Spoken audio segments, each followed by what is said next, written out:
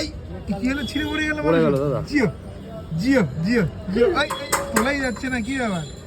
কি ব্যাপার, দাদা বৌদি ফেল হয়ে যাচ্ছে দেখি। উজ্জ্বলদা বলছে না না, দাদা বৌদি ফেল হবে।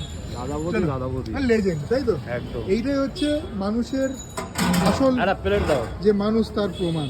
অনেকেও কিন্তু গর্বের সাথে বলে দিতে পারতো যে ভাই আমারটাই ভালো, বড় প্লেট দাও, যেটা অহংকারে পরিণত হতো। উজ্জ্বলদা কেমন আছো? একদম।